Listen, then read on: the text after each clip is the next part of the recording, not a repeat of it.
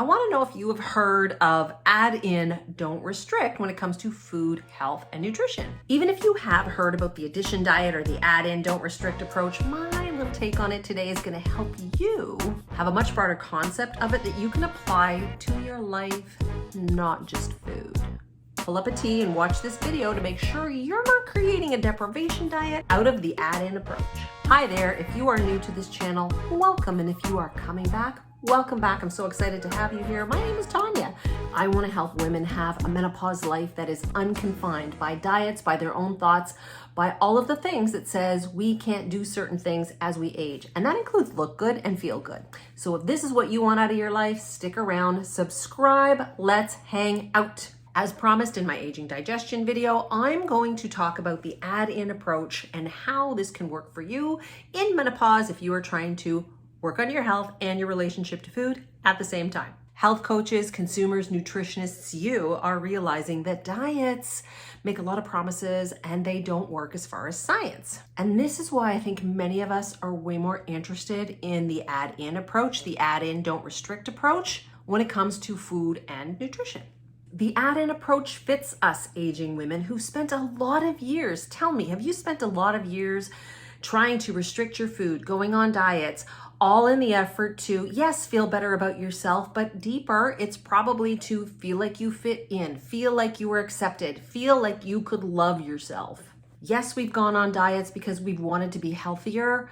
Yes, but a lot of us are still going on diets because we're chasing a body that we once had. I know it. I feel it. The add-in approach is lovely and sustainable and makes way more sense as you're trying to enjoy your life as you age. When I started Googling the add-in approach, I got hits for ADD and certain diets, which, if you know me, I should probably be on a certain diet for ADD because I'm definitely not neurotypical. Friends actually call it scattered. What do they know? Anywho, if you Google the addition diet or Google add-in foods, bam, you're going to come up with this approach. I guess it means we need to stick the word diet on the end of something so that people read it and look at it. I did. Yeah, I did.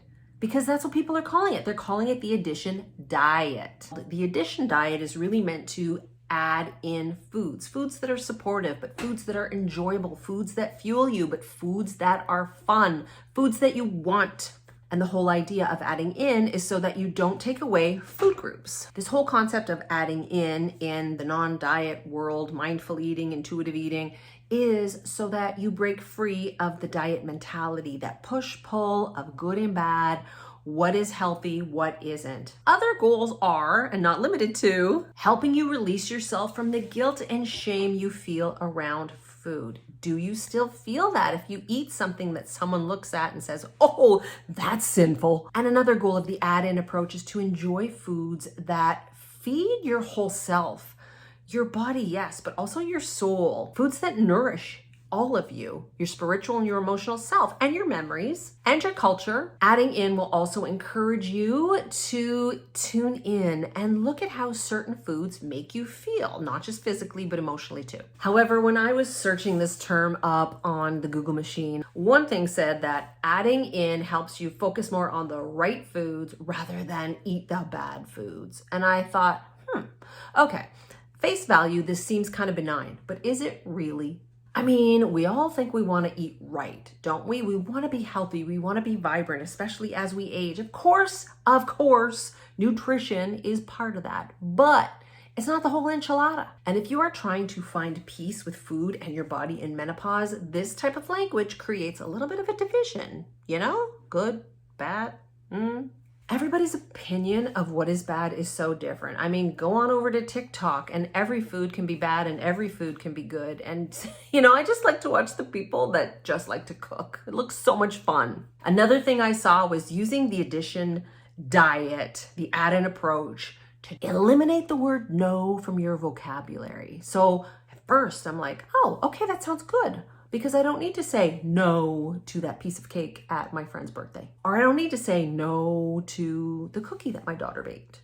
But that's not what they meant. What they mean was, instead of saying no to that cookie that could be served in a context that creates connection with other people, swap. Say no. Have the fruit instead. I love fruit. I think fruit's great. But that swap is a restrictive practice, and it does nothing to help you dig into why you're pulled towards the cookie in the first place, or why you keep going there. Maybe you just like the cookie, and that's okay. I've done the swap thing, and sometimes I like to eat those matcha hemp nut butter balls that you make and roll in coconut. They're delicious, but there's times when I actually just want the cookie or the chocolate, and I can eat about 50 of those peanut butter matcha butter balls, and I still am not satisfied. I should have just ate the damn cookie. So if you want to use the addition diet, the add-in approach as a way of working on your food relationship or as a way of upping your nutrition, just do it with a side order of curiosity. Explore, become an explorer. Explore how you feel while you're eating something and explore how you feel after, physically. How do you feel in your physical body when you have something to eat?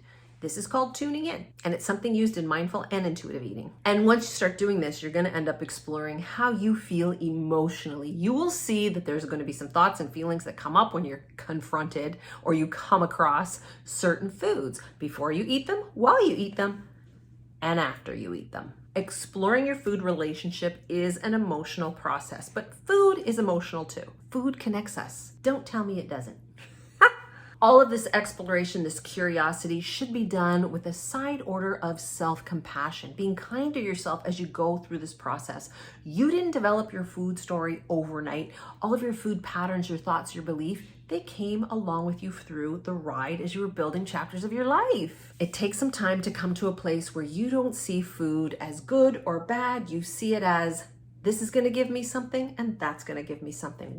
What something do I want? And the add-in approach is flexible because you can add in what fits you for that day, that week, that year, that season of your life, that moment. And that moment might require a nice warm mug of tea, or it could require a full-on girls' night out with some nachos. You might desire a night where you build your best salad, or you just want to eat a pecan bar. And what you're really doing is tuning into how you feel emotionally and physically. And somewhere I've also said that's what you're doing when you come up with your core values. And when you apply these principles to your life, not just your food, this opens you up to living in alignment with what you want. So if you want to feel energized and vital, exploring what foods make you feel like that can help lead you down that path. But before I go, your mind can tell you a lot of things, including, hey, that cookie didn't make you feel energized. So really sit with that. Was it the cookie? Or was the cookie paired with an emotion and some stress around it that actually exhausted you, not the cookie? Was the voice in your head from an inner critic that's telling you that cookie doesn't make you feel vital? Or did you really feel exhausted after trying to have the same cookie 10 times with the same result? When you approach your food and your life, all the things you do with curiosity, asking yourself, how do I feel in this moment? How did I feel about this? What felt good and what didn't feel quite right about this or that person, event, relationship, donut? You open yourself to living menopause unconfined. So try the add-in approach, but don't make it into a restrictive thing. Bring some curiosity, start exploring food, and see what fits for you. We are all different. It took me to reaching 50 to really celebrate the differences in myself instead of comparing myself to other people. Now, if you want to be curious with food, I invite you to join me in my Meal Garden platform where you can explore some blog posts, some recipes, and start cooking, doing some simple things that might make you feel good in your body. And yep, there's some pecan bars in there. The link is below in the notes. Go on out there and add in some chai tea, some kale, maybe a donut, I don't know, and explore how that food makes you feel emotionally and physically. Drop me a comment and tell me what you'd like to talk about next. Until next time.